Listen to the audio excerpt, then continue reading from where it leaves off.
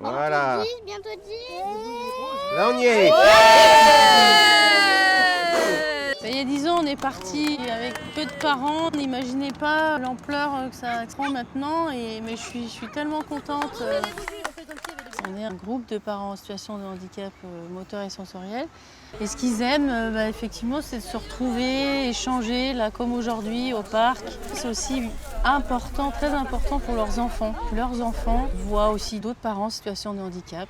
On est un groupe de soutien, d'échange et d'action. D'action vers les professionnels qui entourent nos enfants. Au moment de la grossesse, de la naissance, les professionnels de la petite enfance, tout le monde de la culture, aussi après des loisirs. C'est aussi pour ça que dans le collectif, on mène des actions pour sensibiliser les professionnels, notamment de la protection maternelle infantile. C'est pas parce qu'on est en situation de handicap qu'on a une incapacité, qu'on n'est pas capable d'élever nos enfants. On peut sensibiliser ces professionnels au fait que les enfants qu'ils accueillent ont des parents avec une singularité dont il faut tenir compte parce que c'est parfois compliqué d'emmener ces enfants dans les activités de loisirs, de les emmener à l'école, dans les crèches, etc. Par exemple, avec l'école, on était intervenu auprès des nouveaux directeurs, directrices d'école pour leur expliquer que dans les écoles, des élèves avaient des parents en situation de handicap. Ils ont besoin de pouvoir suivre la scolarité de leurs enfants comme tous les parents. Pour les personnes déficientes visuelles, pronotes, tous ces ne sont pas accessibles. Il y a tout ce qui est accessibilité aussi de l'école qui est compliqué.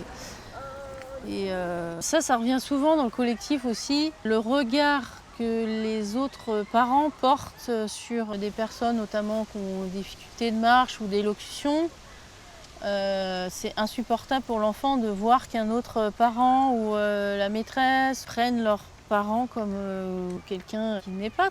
Alors que eux, leurs parents, c'est leurs parents et ils ne voient pas le handicap spécialement. Il y a quand même beaucoup encore à faire sur ce qu'on appelle changer le regard.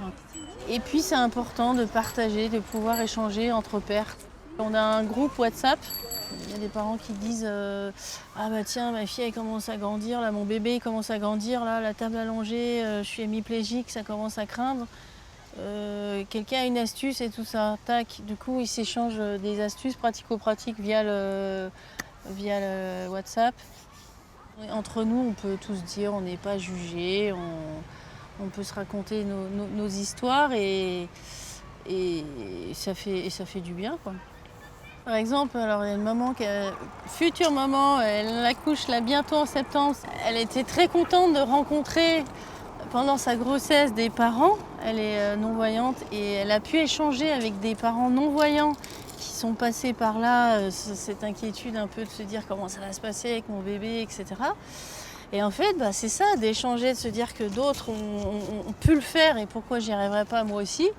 C'est ça l'intérêt, la force de l'échange, de se rassurer et d'échanger des conseils pratico-pratiques. Il y a toujours un peu la peur de soit pas savoir faire, soit ils ont trop entendu qu'ils n'étaient pas capables.